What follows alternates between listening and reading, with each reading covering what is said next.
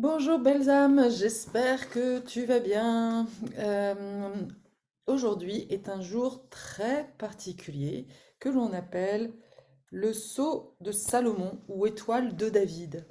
Alors pour commencer, avant de te parler de la clé génétique de la semaine, je vais te lire un message que j'ai reçu de ma chamane qui parle en fait de voilà, cette configuration exceptionnelle du ciel aujourd'hui. Entre deux lunaisons dissonantes où Mars en Scorpion sème le chaos, cette harmonie planétaire marque un turning point, donc un point culminant, important dans l'évolution de l'humanité, qui n'est pas sans rappeler celle du 23 novembre 2013. En effet, elle réunit à nouveau deux grands triangles en signe de terre et d'eau.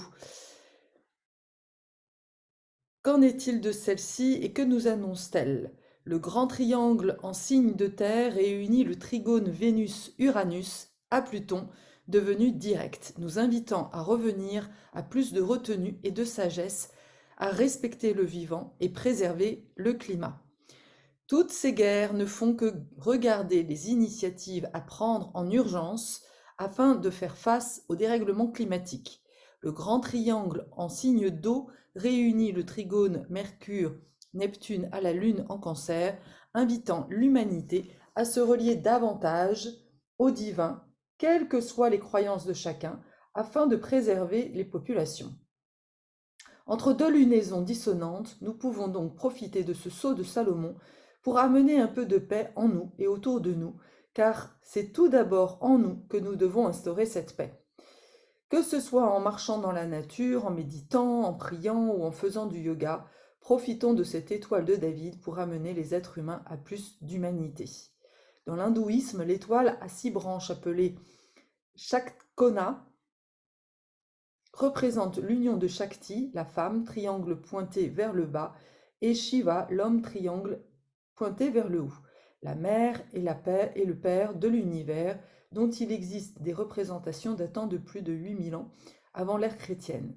Puisse le peuple d'Israël se souvenir du puissant symbole qui figure sur son drapeau et qui mérite d'être respecté.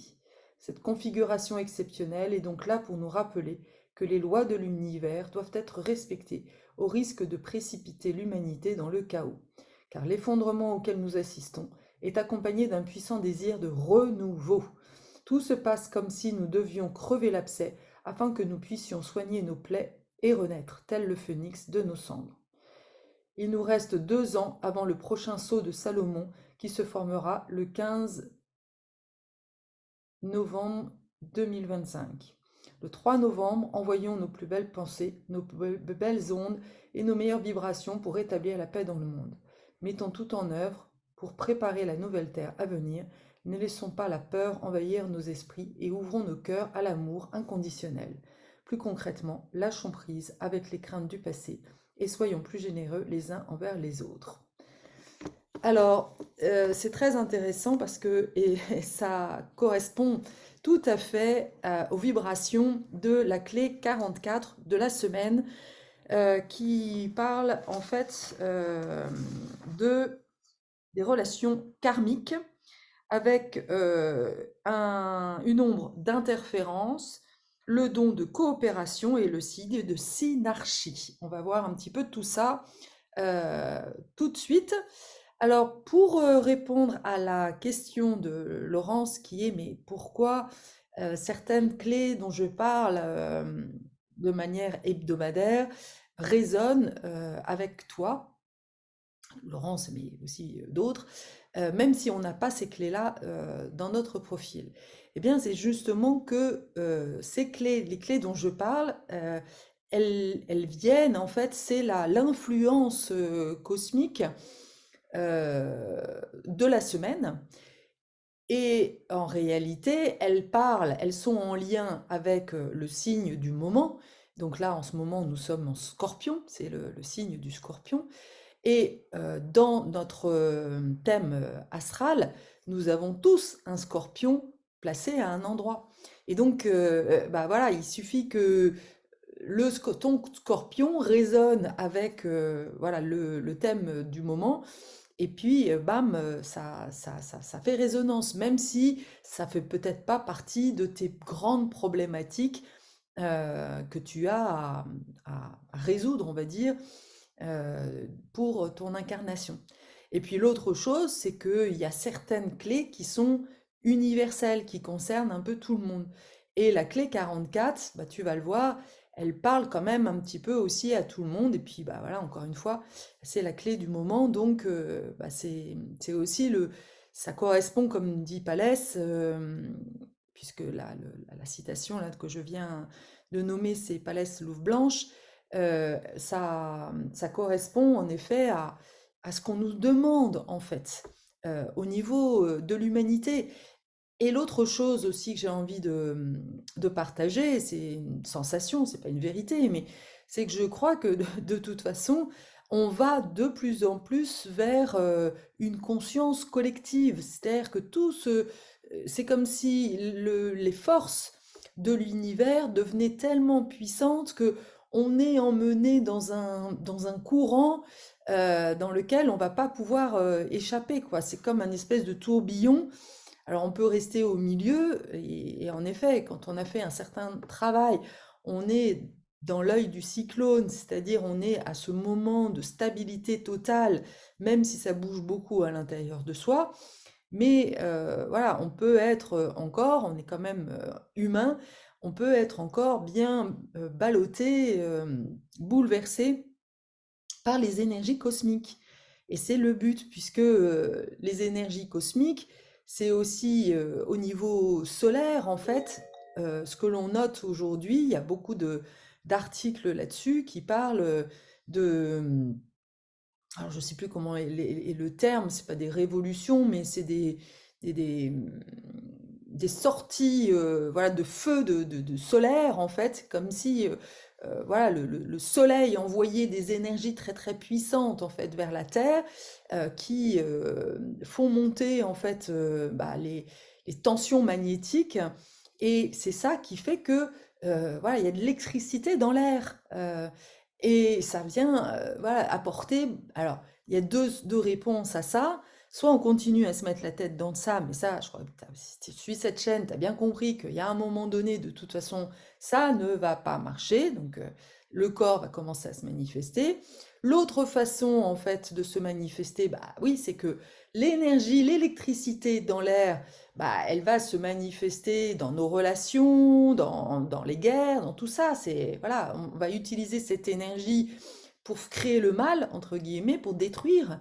Et puis la troisième voie, eh bien, c'est de s'élever, c'est d'utiliser en fait le courant pour pouvoir faire notre ascension, voilà, l'élévation des consciences. Et c'est évidemment le chemin, ce que j'essaye d'encourager, et je suis là justement pour aider chacun, chacune qui souhaiterait justement profiter de ces belles énergies pour ascensionner. Alors, ça veut dire quoi ascensionner? Ça veut pas dire devenir perché, non, non, pas du tout. Ça veut dire aller dans les profondeurs de notre être pour aller voir tous les traumas, toutes les croyances, tout le fardeau transgénérationnel qu'on se trimballe depuis des lustres, pour justement eh bien, nettoyer tout ça et aller récupérer eh bien, ton être fondamental.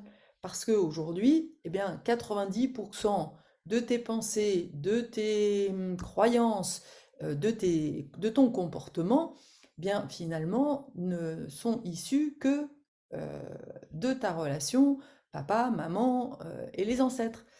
Et donc, tu n'es pas toi. Tu as beau croire que tu es toi, tu t'es construit en fait un personnage, un joli personnage, alors voilà, avec plein de facettes, hein, soit dans la matérialité, soit au contraire complètement perché. Mais la réalité, c'est que bah, être soi, comme je l'ai mis en fait dans ma vidéo sur le chemin d'individuation, revenir à soi, c'est pas une sinécure, hein, c'est pas, c'est un chemin. Et voilà, je n'ai pas peur de dire que je n'y suis pas encore complètement arrivée.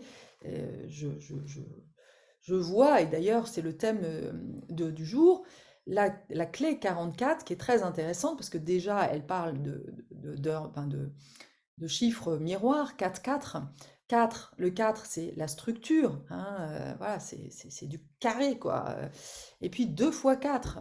Donc on voit bien que ça va parler de quoi? Bah, du couple, hein, de ces relations karmiques qui nous gouvernent finalement. Ce que dit cette clé 44, c'est que si tu as donc cette clé 44, ça va être encore plus vrai pour toi. Eh bien, les personnes qui ont cette clé 44, elles ont un espèce de don qui est de sentir les personnes qui font partie en fait de ta destinée.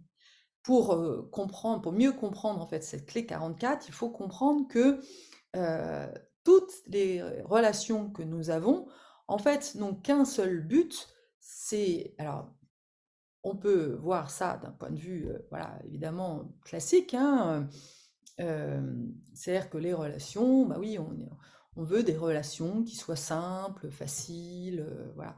Ouais, mais eh non, désolé, mais voilà, si tu es sur ce chemin de la spiritualité, tu vas vite comprendre que en réalité, tes relations, elles sont là pour t'amener à découvrir en fait ta destinée.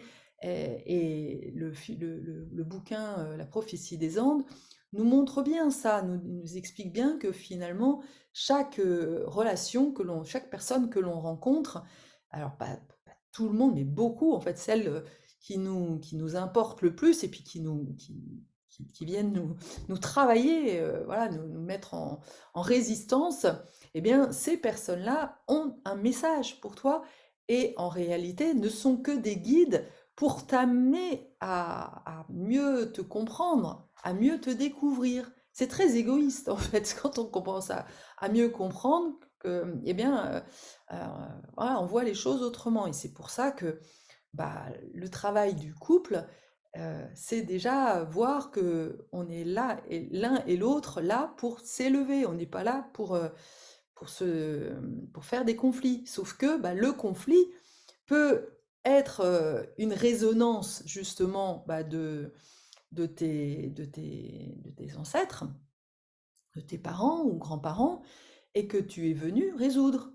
Donc, bah oui, au départ, forcément, et c'est ce dont parle justement la clé 44, on va répéter l'ombre de l'interférence. C'est-à-dire que ça va faire de l'électricité, en fait. C'est pas harmonieux.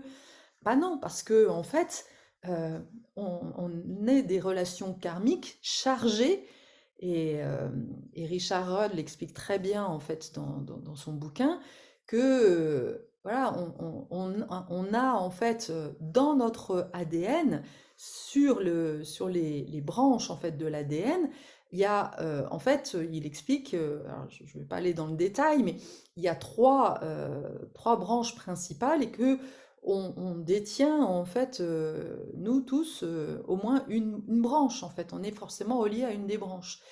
Et donc ces branches-là, bah, selon si c'est par exemple un ADN de conflit, ce qui est, voilà, moi c'est mon cas, hein, mais mes parents, c'était pas le bonheur absolu en fait. Donc bah, forcément, de manière inconsciente, je vais reproduire ça. Parce que euh, je vais ouais, chercher ça. Parce que je te rappelle que le cerveau, lui, tout ce qu'il connaît, c'est je connais ou je connais pas. Et si je connais pas, ça fait alarme en fait. Donc, tu vas répéter des relations où tu vas vivre toujours les mêmes schémas. Et c'est de ça dont parle la clé 44, le côté fractal. Alors, pour comprendre le côté fractal, la meilleure des choses, c'est la meilleure vision en tous les cas que j'ai, c'est la fougère ou le chou-fleur. C'est-à-dire que la fougère ou le chou-fleur, eh bien, quand tu le regardes, ce ne sont que des mini. Tu regardes tu vois la fougère, ça a une forme de fougère, et quand tu regardes une branche de fougère, ça a la forme de la fougère, et quand tu regardes à chaque fois où que tu regardes, ça a la même forme. Eh bien, c'est de ça en fait dont parle le fractal.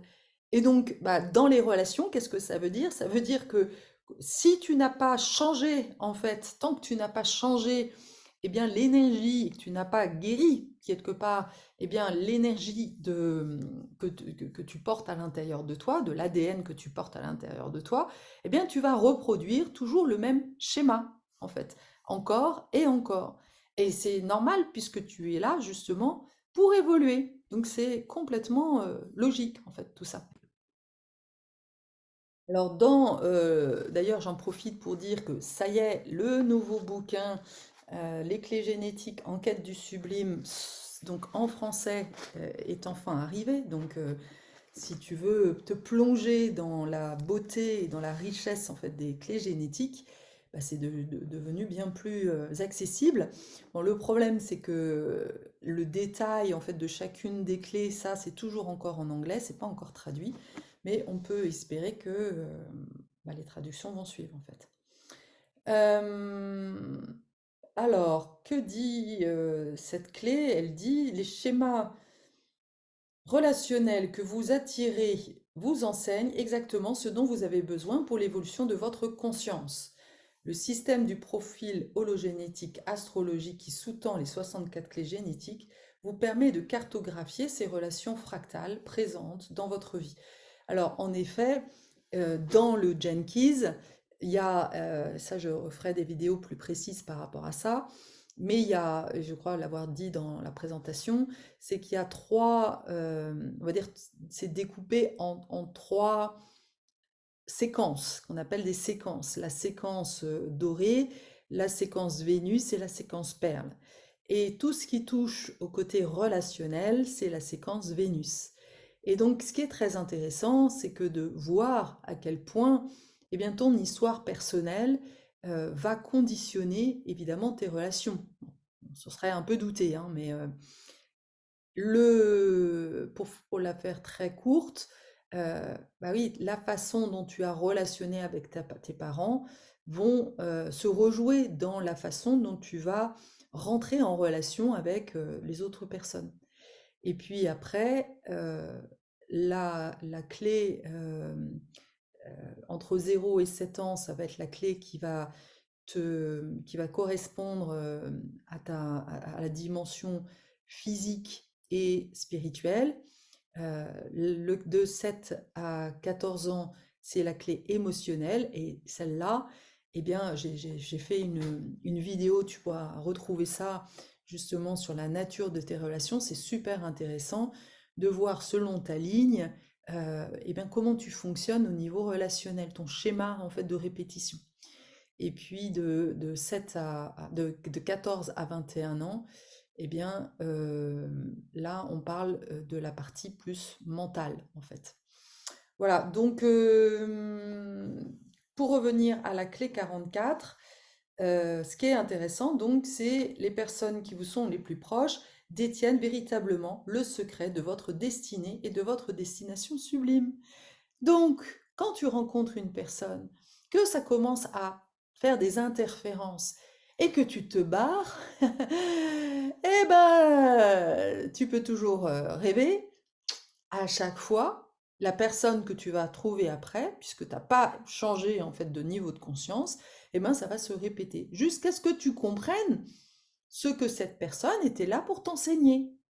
Mais comme, bah, souvent on préfère se dire, «Bah, non, non, non, moi je veux quelque chose de simple», ben, en fait, voilà, on ne se confronte pas on ne veut pas voir la vérité et la personne que tu as en face de toi, elle essaye de te renvoyer et c'est inconscient, hein, c'est karmique, c'est énergétique, on s'attire, évidemment des 2 côtés, hein.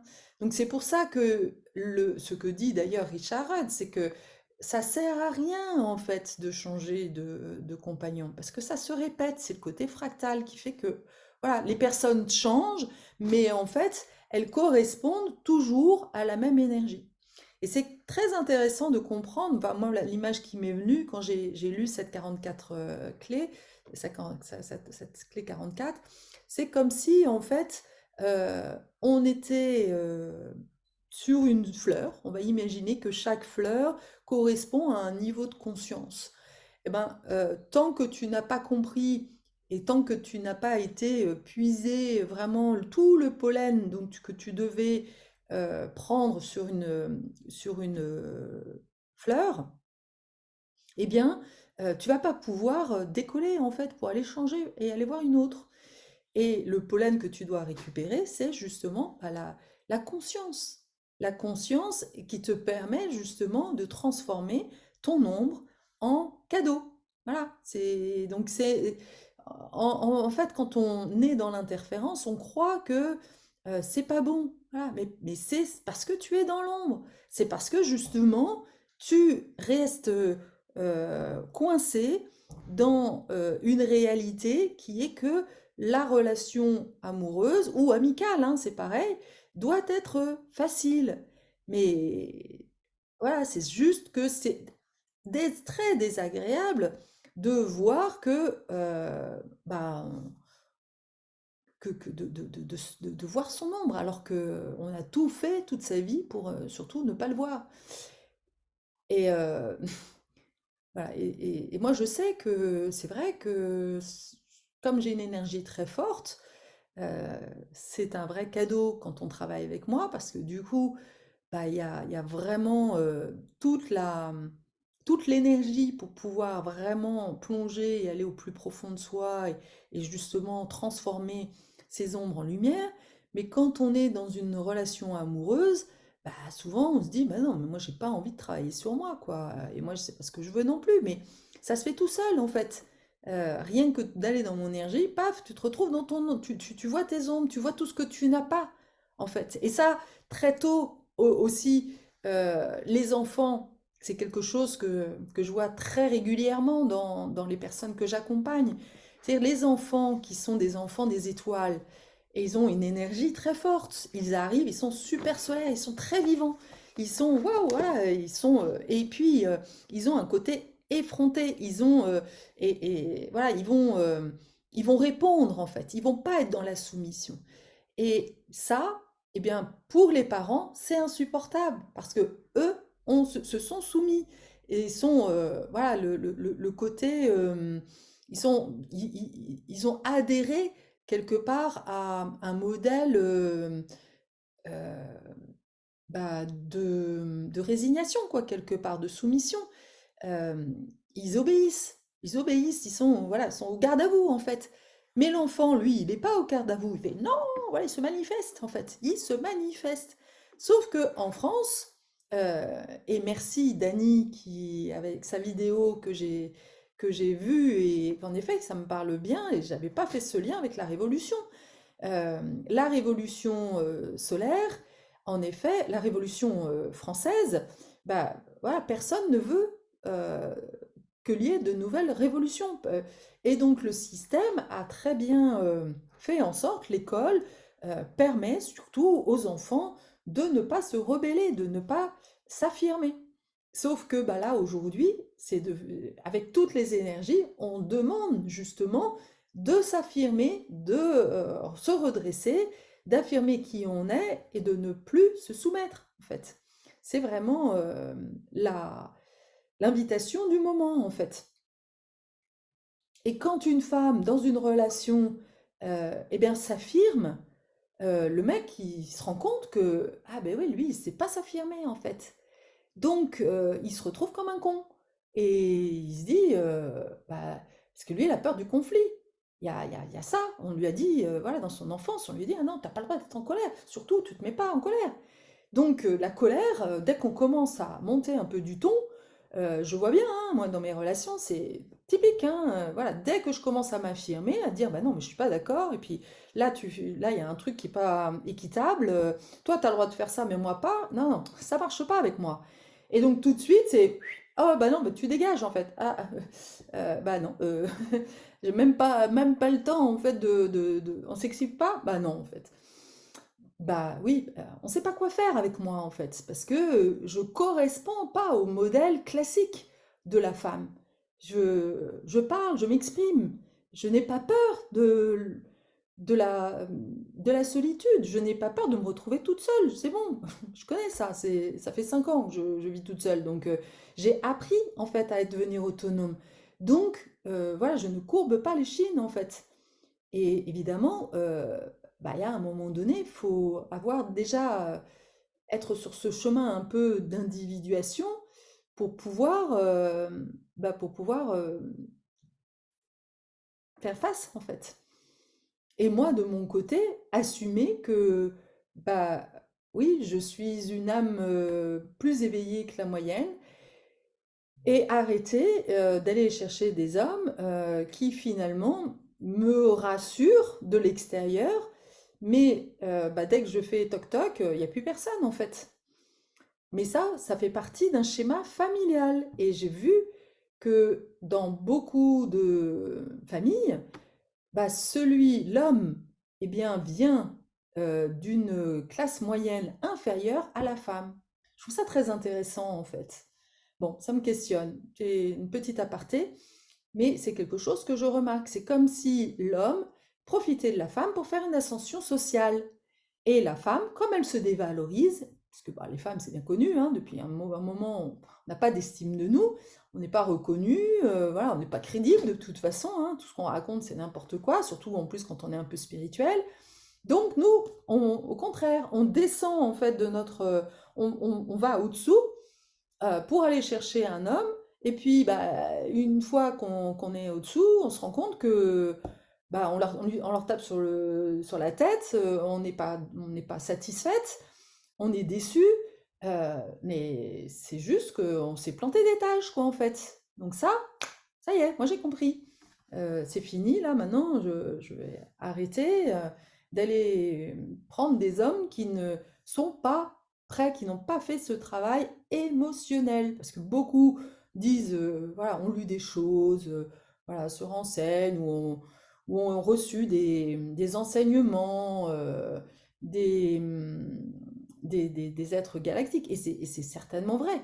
Mais ça n'empêche que, et même pour les clés génétiques, pour moi, les clés génétiques, c'est super, l'art de la contemplation, c'est super, mais pour beaucoup, il y a à travailler aussi au niveau du trauma, c'est-à-dire d'aller vraiment dans ces profondeurs au niveau émotionnel. Et c'est là où, pour moi, on va vraiment transformer. En tous les cas, c'est mon cas, et je vois bien que les personnes que j'accompagne, c'est quand on va vraiment transformer les traumatismes, que on va vraiment déclencher des choses. Voilà. Je sens que cette vidéo va encore durer des heures. Désolée par avance. J'avance. La 40e ombre se comporte comme un virus dans le système d'exploitation de ce maître programme. Elle bouleverse la synchronisation de la chorégraphie collective et provoque une interférence à la fois locale et universelle. Nous nous retrouvons avec des familles dysfonctionnelles, des entreprises qui accroissent les déséquilibres au lieu de les diminuer, des gouvernements dont les équipes dirigeantes ne sont pas à la hauteur de leurs tâches et des relations qui ne sont jamais fluides. Cette ombre crée le chaos général, ce qui est exactement ce que nous observons dans le monde d'aujourd'hui. Ce n'est pas pour rien que ma chaîne s'appelle Du chaos au cadeau. Mais il faudra comprendre une chose essentielle, ce maître programme ne peut pas se tromper. S'il semble fonctionner de manière chaotique, c'est afin de permettre le diagnostic du problème, de trouver le virus et de réinitialiser l'ensemble du système. Oui, en effet, pour se libérer en fait de tous les fardeaux transgénérationnels, il faut bien les rejouer. Le chaos, la crise, quelle qu'elle soit, une crise existentielle, elle permet de remettre en lumière la partie inconsciente pour justement devenir conscient et du coup passer de l'ombre à la lumière, de l'ombre au cadeau. Alors là où je suis complètement d'accord avec Richard Rudd, et évidemment, ça t'étonnera pas, c'est que il pense que la solution, comme il dit, ne viendra pas d'en haut. La solution pour réparer l'état de notre planète ne viendra pas d'en haut. Lorsqu'un dysfonctionnement systémique existe à une telle échelle de complexité, il ne peut être réglé qu'à partir du socle de ses constituants individuels et ensuite de leurs relations. Et donc, en effet, c'est bien voilà, mon expérience, hein, c'est qu'au début, comme tout le monde, moi j'ai cru que voilà, tu arrives sur Terre, tu te dis, voilà, je vais compter sur mes parents pour pouvoir bien grandir. Eh ben non. Et puis après, tu te dis, bah ouais, l'éducation, ça va être chouette. Je vais pouvoir créer une vie de rêve en ayant des diplômes. Voilà, là, tu réponds déjà à un espèce de conditionnement bien français, selon lequel, si tu as le plus de diplômes, alors du coup, ta vie va être encore plus. Donc, ok, tu grimpes l'échelle. Et puis après, tu vas te dire, tu as bien compris que voilà, la société, tes parents veulent que tu te maries. Alors du coup, tu te maries très jeune, tu as des enfants aussi, tu deviens propriétaire, voilà. Donc voilà, tu as coché toutes les cases, tu as monté toutes les échelles. Puis au bout d'échelle, tu te rends compte que, alors, ton couple, c'est le bordel, tes enfants, c'est compliqué, le travail, tout d'un coup, commence à devenir compliqué aussi. Bref, tu te rends compte que tu as grimpé l'échelle, mais que tu n'es pas sur le bon mur. Alors, du coup, bah, t'as pas d'autre choix que de redescendre de l'échelle. Et là, ça fait un peu mal. C'est ce qu'on appelle le chaos. Voilà. Et donc, bah oui, il faut que ça secoue, il faut que, ouais, il faut que ça foute le bordel, en fait, dans ta vie, pour que tu aies envie de descendre. Parce que tant que tout va bien, tu montes, et puis tu restes, voilà, tu restes sur ton... Et c'est OK, il y a certaines personnes pour qui cette vie-là leur correspond très bien. Ce sont des personnes qui ne sont pas là pour réinventer les choses. Et il en faut. Il n'y a pas, voilà, il y a pas de jugement, hein. Chacun a sa place, hein. Il n'y a pas de bien, il n'y a pas de mal. Mais moi, en tous les cas, ça s'est pas passé comme ça. Donc, et en effet, ce que j'ai compris, c'est que à ce moment-là, quand j'ai vu que j'étais sur le mauvais mur, bah, j'en ai voulu à la terre entière. Je voulais j'attendais à ce que les sociétés, notamment quand j'étais surtout arrivée dans l'entreprise, je me disais, bah, là, il faut que ça change. Parce que je voulais, évidemment, je me disais, c'est aux organisations, c'est eux, c'est les dirigeants en fait qui doivent changer les choses. J'attendais qu'ils me montrent le chemin parce que bah, s'ils ne me montrent pas le chemin, comment je vais faire moi pour trouver le chemin? Jusqu'à présent, j'avais donné mon pouvoir à tous ces gens-là en fait. Donc ça a été compliqué, c'est toujours compliqué en fait de se dire, de lâcher ton mur en fait. Parce que en fait, tu t'attends toujours que le mur te donne une direction. Et puis, voilà, t'attends que tu veux toujours monter, en fait, tu veux pas descendre. Et à un moment donné, bah, faut accepter, en fait. Et puis c'est à ce moment-là où ça secoue, en fait, tu un tremblement de terre, des choses, l'entreprise, le couple, tout ça, ça secoue pour que tu tombes par terre, vraiment, littéralement. Et qu'une fois que tu es par terre, bah, tu te poses les bonnes questions. Et là, tu vas repartir sur des bonnes bases. Tu vas te rendre compte de pourquoi, en fait, qu'est-ce qui a fait que tu es monté à cette échelle-là? Ah oui, j'ai donné mon pouvoir, en fait. Et comme, voilà, comme on vient de dire tout à l'heure, c'est parce que bah, j'avais des croyances, que j'avais construit mon idéal sur ce qu'on m'avait transmis de génération en génération, à savoir que le statut social, c'est super important. Bah oui. Et puis, que se marier avec quelqu'un qui est riche, c'est super important aussi.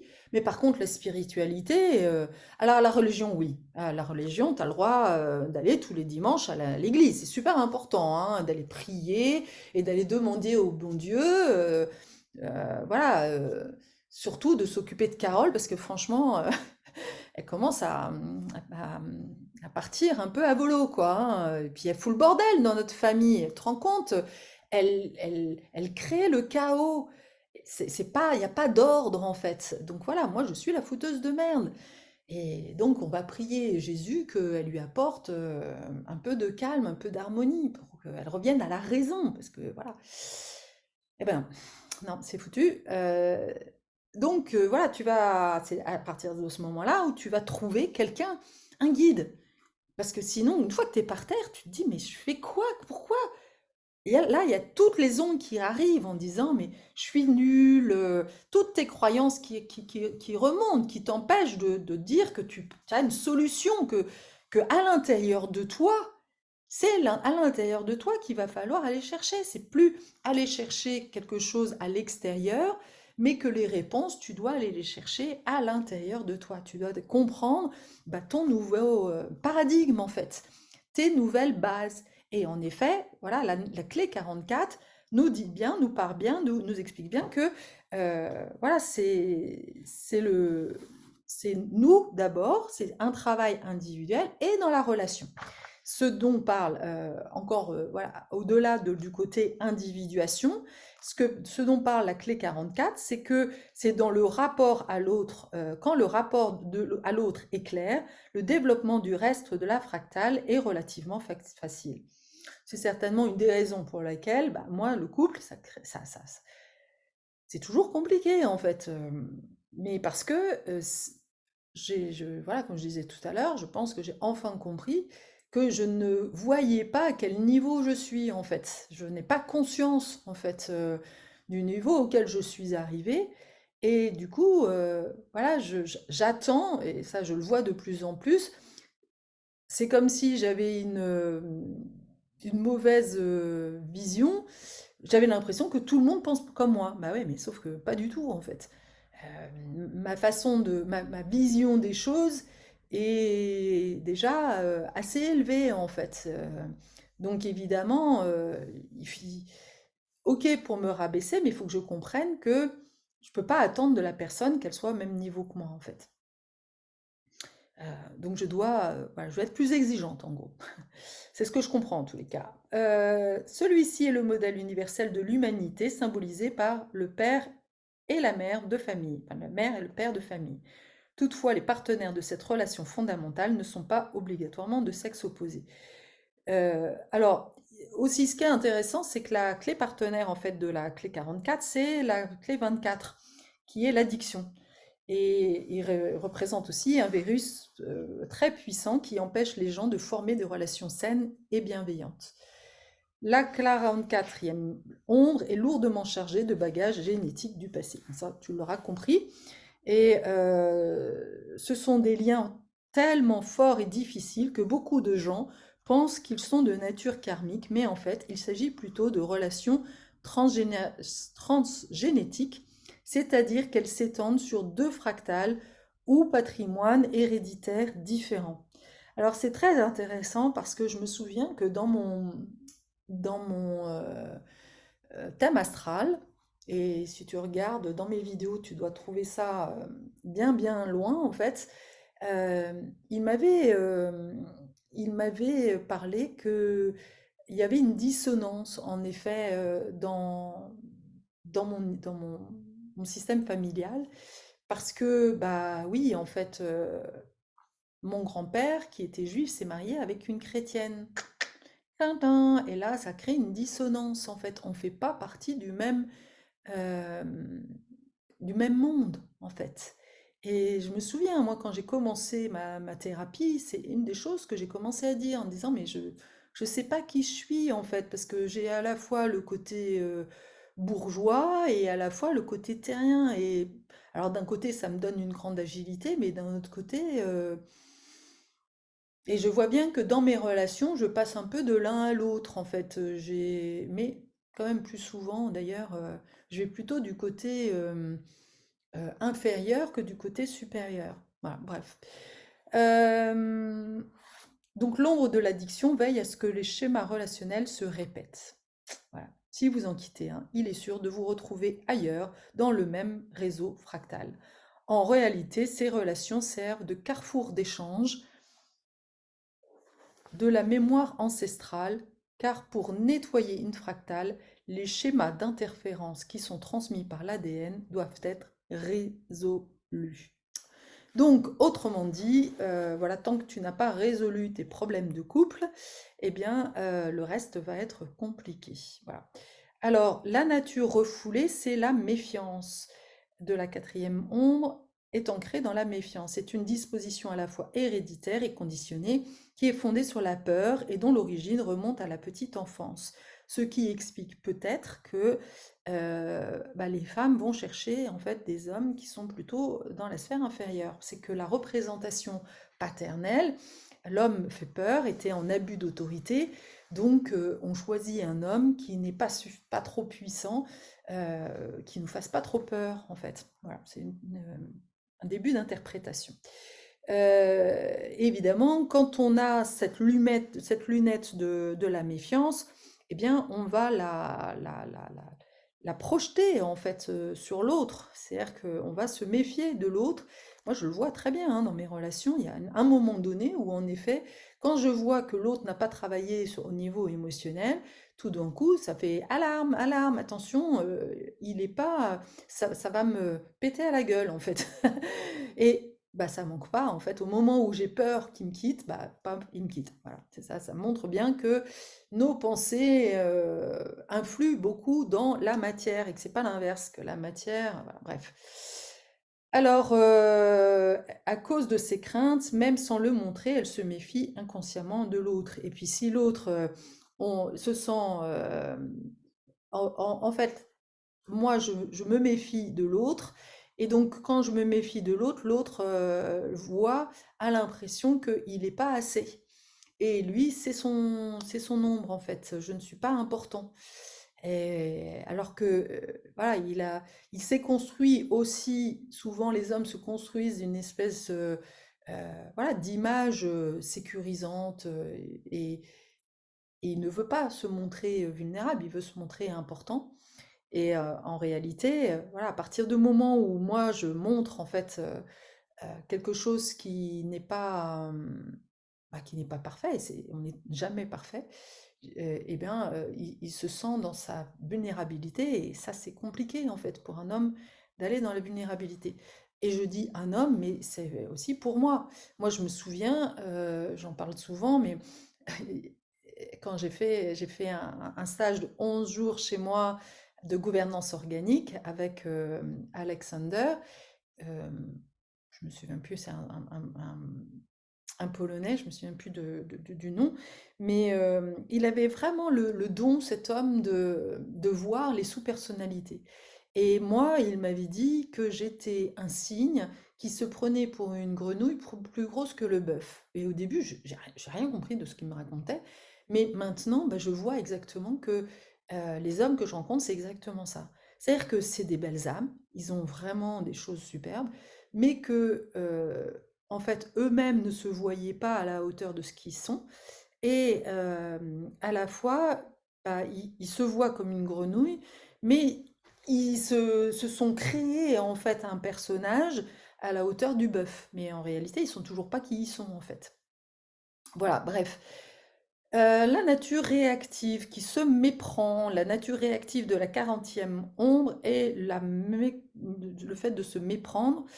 Ces personnes ne se ferment pas comme dans la nature refoulée, mais elles refont toujours la même erreur. Ouais, donc là, c'est la répétition en fait des mêmes erreurs. On se prend dans le tapis encore et encore. On n'apprend pas de nos erreurs. Ça me parle bien ça. Bien que la 40e, le 44e don possède une forte intuition relationnelle, si la fréquence fondamentale de votre vie n'est pas optimale, votre instinct se trompera. Les individus avec cette nature réactive s'allient donc avec des gens qui ne les respectent pas, qui les trahissent et qui leur coûtent en affaires par leur incompétence. Non, jure. Ça me parle bien. L'exemple classique est de quelqu'un qui rompt les liens avec une certaine personne et retrouve les mêmes dynamiques avec la suivante. Leur instinct ne sait pas fonctionner en dehors de cette fractale d'ombre et leurs rapports sont donc accablés de difficultés. Alors, comment sortir de tout ça? Parce que c'est bien gentil de comprendre voilà, 45 minutes pour avoir l'ombre. Bon, tu vas me te dire, mais quand est-ce qu'on arrive à la clé? La clé de la résolution, c'est la coopération. Les corps et les lignes, à mesure de la fréquence de la 44e clé génétique s'élève, on voit naître le don de la coopération. Ce don est fascinant parce qu'il est profondément lié au sens de l'odorat humain. Alors, très intéressant, cette clé-là, elle est aussi en lien avec la 50e clé donc, que j'ai, mais qui n'est pas tout à fait la même. Le 57, la clé 57, elle parle d'intuition. Et l'intuition est plutôt liée à l'oreille. C'est une oreille interne. Alors que le 44e, c'est l'odorat. Donc, si tu as une clé 44, vaut mieux que tu rencontres les personnes de visu, parce que évidemment, sentir une personne à distance, c'est beaucoup plus compliqué. Alors que moi, en fait, je dois me fier à l'oreille. C'est une information que je n'avais pas et qui m'aide en effet, parce que c'est vrai que je peux assez vite, c'est vrai, je sens, enfin j'entends si la personne est honnête ou pas en fait. Ça sonne juste. Je dis toujours, est-ce que ça sonne juste ou pas? Sur la même longueur d'onde. Voilà, et je parle toujours de voilà, c'est ma musique en fait. Et très intéressant. Bref. Alors, les personnes avec ce don ont le génie de pouvoir lire les autres. Une seule poignée de main leur suffit pour vous mesurer, à la différence du don de l'intuition, où les personnes vous saisissent au téléphone par le simple ton de votre voix. Celui-ci n'est pas un son auditif. Donc voilà, les personnes utilisent leur odorat à d'autres niveaux. Elles sentent non seulement avec leur nez, mais aussi avec leur système immunitaire et même au travers de leurs pores. Elles sont capables de relever les odeurs indétectables, telles que les phéromones, ainsi que les signaux hormonaux encore plus subtil chez les gens qu'elle rencontre. À un niveau plus profond, ce don indique que la personne est alignée à sa fractale. Donc quand on sent les choses, eh bien, ça veut dire que, ou quand on sent l'autre, eh bien, ça veut dire qu'on est aligné et qu'on est à un niveau, enfin, on est au bon niveau de conscience, parce que c'est une question vibratoire. En fait, ce qu'il faut comprendre aussi, c'est que le changement en fait, pour changer de l'ombre au cadeau, il va falloir monter d'un étage. C'est pour ça que souvent, enfin pour moi en tous les cas, le travail au niveau traumatique, pour aller voir justement dans ton histoire comment s'est créé les relations. Donc là, par exemple, ce qui me vient spontanément, c'est que ce qui pourrait être intéressant cette semaine, c'est d'aller questionner la relation avec tes parents, entre tes parents. Quelles étaient la nature, en fait, de la relation entre tes parents? Qui contrôlait qui? Qui dominait qui? Voilà. Moi, c'est une question que je me suis posée depuis un petit long moment et j'ai pu voir que, bah, oui, j'ai bien vu qu'il y avait une castratrice chez ma mère. Donc, de me questionner, tiens, est-ce que j'ai cette tendance à vouloir rabaisser les hommes? Bah, bingo! Bah, c'est pour ça que, en fait, c'est pas, je l'ai choisi, en fait, je vais en bas, je descends de mon niveau pour justement trouver des hommes qui soient pas à la hauteur pour pouvoir répéter quelque part ce fonctionnement-là. Et j'ai beau l'avoir conscientisé que bah, voilà, je crois toujours à être au bon niveau en fait. Bon, voilà. On apprend encore, hein. Je suis toujours sur le chemin et je le dis toujours, hein, autant à titre individuel, je me sens individuée et voilà, je m'affirme, j'ai pas de soucis et je n'ai pas de compte à rendre à personne, mais au niveau relationnel, bah, je vois bien que j'ai encore des petits progrès à faire. Parce qu'autant quand les gens vibrent sur la même fréquence que moi, ah bah, c'est facile, hein, ça c'est toujours facile. Mais quand l'autre a une vision différente de moi, je vois bien que j'ai encore des choses à régler en fait. Bon, après, quand je lis cette clé-là, je me dis, c'est logique, on est là aussi pour justement constituer des groupes de la même fréquence que nous, en fait. Et c'est de ça dont parle le don de la coopération. Mieux comprendre le processus de l'incarnation nous aide à saisir le sens du don de la coopération. Ce 40e don décèle son incarnation personnelle, supérieure, ainsi que sa bonne destination existentielle dans ceux qui l'entourent, ce qui explique sa sagacité pour les dynamiques collectives. Pendant des millénaires, différentes cultures ont adhéré à la réincarnation et aujourd'hui ces croyances sont très populaires dans la révolution du New Age. Pour les adeptes de cette doctrine, certaines révélations de la science des fractales humaines présentent non seulement un intérêt, mais aussi un challenge.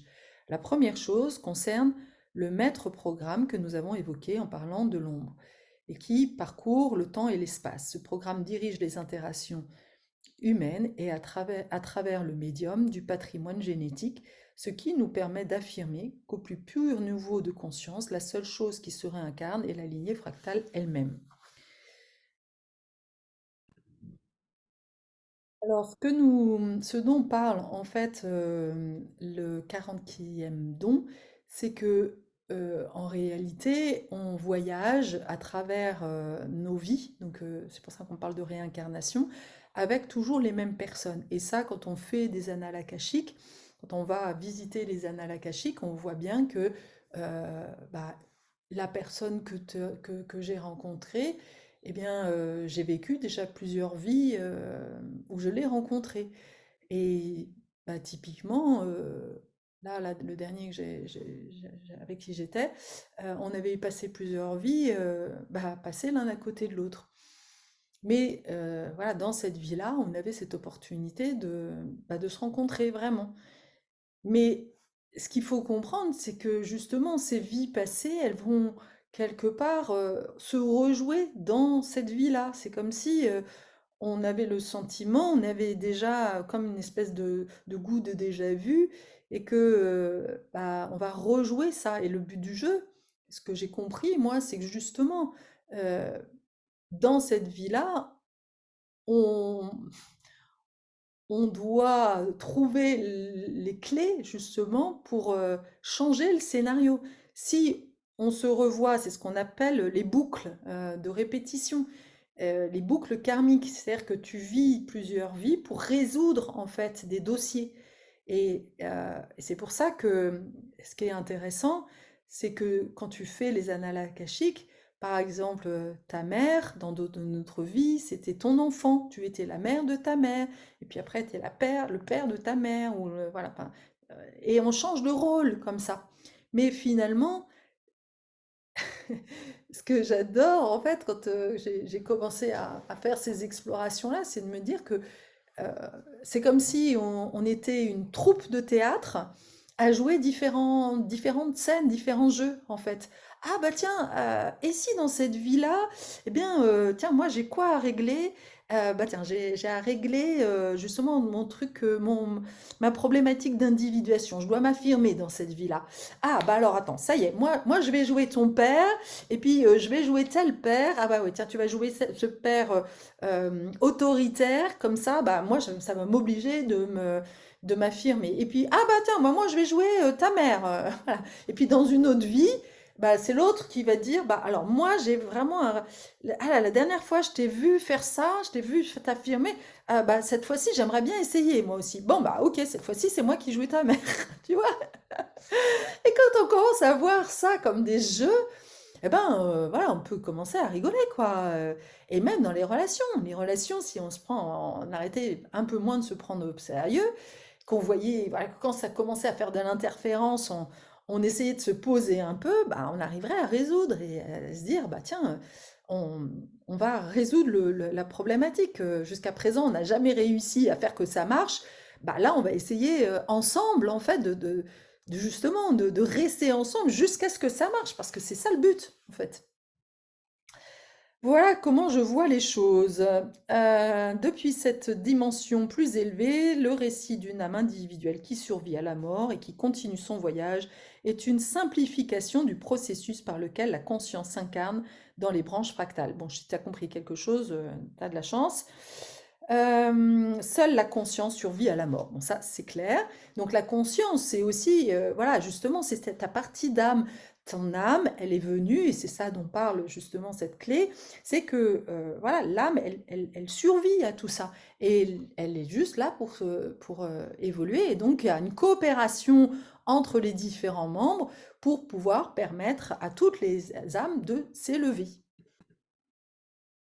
Et à partir du moment où on a conscience que, en fait, dans notre ADN, on a des espèces de virus, on a, comme ils disent, la mémoire ancestrale qui est conservée dans le sang et transférée à la descendance par le biais de l'ADN, eh bien, voilà, on commence à comprendre que bah, c'est ça qu'il faut qu'on change, en fait. Alors, on va pas changer de sang. D'ailleurs, c'est très intéressant, cette notion de sang, quand on parle de transfusion sanguine. On transfère du sang. C'est pas anodin, en fait. Ça, c'est marrant, j'ai jamais entendu personne parler de ça, mais je pense que c'est pas anodin cette transfusion de sang. Les- on- quand on comprend que en fait dans le sang il y a une part de notre ADN, et forcément parce qu'il y a des cellules hein, dans le sang, donc et bah, du coup les personnes qui sont transfusées, elles récupèrent voilà, du sang de quelqu'un d'autre, donc c'est comme si elles avaient une part d'elles qui n'était pas d'elles. Enfin, bref.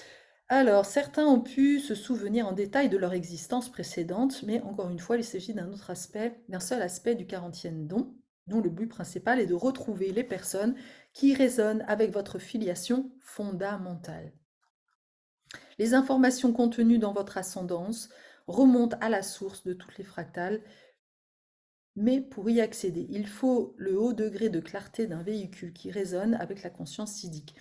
C'est-à-dire que ce que je comprends, moi, de ce 40e clé, c'est que voilà, il y a des personnes qui sont là pour te faire évoluer, toutes les personnes que tu rencontres, et pour te faire voir en fait les dissonances, comprendre en fait justement ces virus en fait qui sont à l'intérieur de toi, et que quelque part ces personnes-là sont là. Alors soit tu résous ça à deux, voilà, en montant de conscience, ou alors bah, en fait ça te pousse à changer de niveau, à changer de fleur ou changer d'étage, comme je disais tout à l'heure, pour aller trouver les personnes qui vibrent vraiment sur ta bonne longueur d'onde, en fait. Euh, le don de coopération concerne donc le fait de reconnaître les personnes qui doivent faire partie de votre vie. Lorsque vous rencontrez quelqu'un pour la première fois et qu'il vous semble déjà le connaître, c'est parce qu'il appartient à votre lignée fractale. Ou alors quand justement je dis que ça vibre tout de suite, en fait, ça vibre sur la bonne longueur d'onde. Voilà, on le sent en fait que voilà, tout de suite c'est fluide, on, on se comprend, on parle, voilà, on parle le même langage en fait. Alors le Sidi, c'est la synarchie. Alors ce que le Sidi, c'est, je te rappelle, hein, la vibration vraiment c'est la conscience divine. Là, on est au plus haut en fait de la niveau de conscience.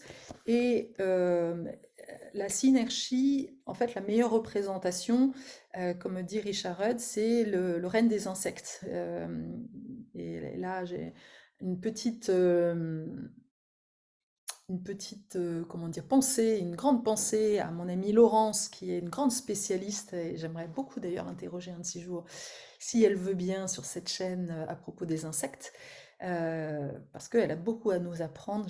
J'adore quand elle enseigne, voilà, notamment avec son animal fétiche, euh, la cigale. Voilà. Elle nous a délecté cet été en nous parlant de l'évolution de la cigale, et c'est super intéressant. Le règne des insectes est l'endroit propice pour commencer notre exploration du concept de la synarchie. Deux groupes sont connus pour leur organisation synarchique, les fourmis et les abeilles. Ces dernières nous offrent sans doute le meilleur exemple. Beaucoup de vieilles traditions ésotériques parlent d'un être formidable, le roi de ce monde, parfois aussi appelé Melchizedek ou Sanakumara. Il est assis au plein centre de la création, d'où il gouverne notre système planétaire et son tout vivant. Et donc ça s'apparente au pouvoir de la reine dans la synergie des abeilles. Alors écoute-moi, écoute bien ça, parce que c'est très intéressant. Dans la ruche, toutes les abeilles servent la reine, et la synarchie comporte plusieurs niveaux, dont les travailleuses et les faux bourdons. Une seule conscience semble animer l'ensemble de la ruche, et la reine exerce une influence chimique et symbolique qui conserve la cohérence de chacun de ses membres. Si elle meurt, la ruche tombe dans le chaos et meurt aussi.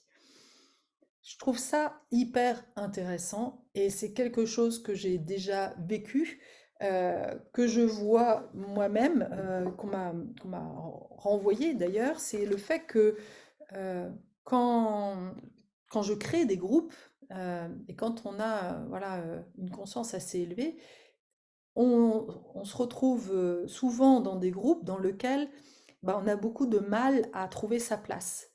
Parce que, en fait, la reine, c'est celle qui crée le groupe, en fait.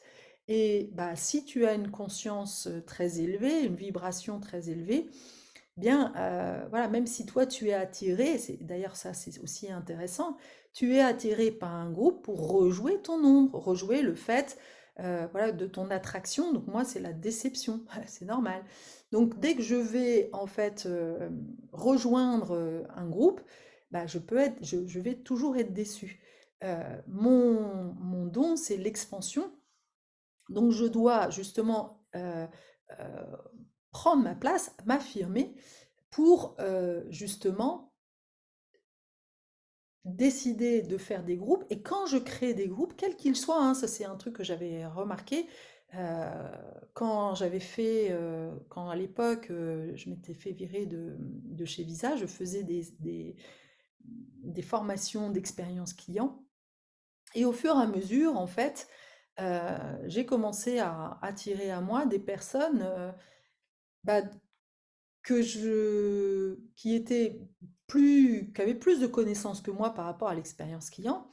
Et d'ailleurs, à un moment donné, quand j'ai vu ça, je me suis dit, bah, je vais arrêter en fait, je vais arrêter parce que ça sert à rien en fait de faire des stages, des formations d'expérience client. Il y a d'autres gens qui sont plus compétents que moi, donc ok, moi je me, je me retire. Et en discutant avec un copain, il me fait parler, puis il me dit, mais non, faut pas que tu arrêtes parce que en fait, toi, ton don, c'est un peu de permettre justement à ce que toutes les personnes se mettent en lien et échangent des idées. Et ça, c'est super riche. Elles sont là pour ça, en fait. Oh, je me dis, ah ouais, c'est vrai, c'est super intéressant. Donc, et en effet, les personnes étaient très contentes parce que finalement, elles partageaient leurs expériences et c'est ça qui les animait. Donc, il n'y a pas forcément à apporter ce savoir. Voilà, là, c'était aussi ma difficulté d'exister sans avoir rien à apporter, en fait.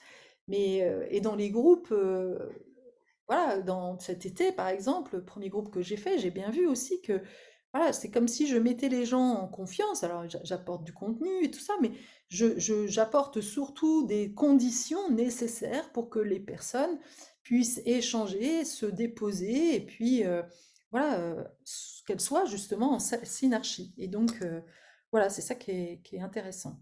Et dans l'entreprise, je pense que c'est ça qui manque, des personnes qui soient suffisamment fortes, voilà, affirmées, qui s'affirment suffisamment pour bah, influer en fait sur l'ensemble du groupe. Lorsque le 40e Sidi se révèle dans un être humain, celui-ci peut voir le tableau de toutes les interactions humaines à travers le temps et l'espace. Non seulement il le voit, mais il s'y fond. La conscience d'une telle personne peut voyager dans chacune des lignes fractales du cosmos. J'en suis pas encore là, hein. Comme elle ne comporte aucune résistance, sa conscience peut se déployer dans l'univers le long des branches fractales du passé et du futur. C'est le silence qui le lui permet. Une telle personne doit être dans un silence absolu afin de pouvoir entendre remuer chacune des cellules qui composent la grande ruche de l'existence. Mais le 40e Sidi s'étend bien au-delà des secrets de la destinée humaine ou les schémas fractales du temps. L'éveil par la grâce du 40e Sidi présuppose que vous occupez ce que l'on appelle une fractale fondamentale. Donc c'est là où ils expliquent qu'il y a 3 codes sources en fait qui sont à l'origine de toutes les lignées humaines et voilà, et qu'on possède tous ça. Au d'aujourd'hui, la théorie du chaos, et ça voilà, je finirai par ça, la théorie du chaos connaît bien cette fractale triadique dont l'arborescence remplit l'univers. Ce sont 3 bras semblables à ceux de la poulpe, je pensais qu'on disait un poulpe, mais bon, qui se déploient en spirale et produisent des motifs fractales de plus en plus complexes. Peu à peu, ils se mélangent pour former des rudiments de notre univers matériel. Chaque être humain contient un morceau qui provient de l'un de ces 3 codes d'origine, qui est en résonance vibratoire avec eux. Au fil du temps, ce motif triadique ou cette trinité est devenu le socle de presque toutes les religions ou systèmes mystiques du monde.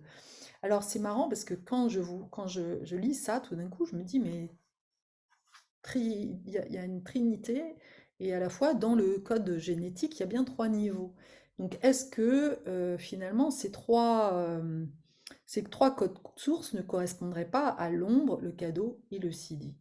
Point d'interrogation. Voilà, j'espère que... Je me rends compte que... Bon, voilà, bref. Euh,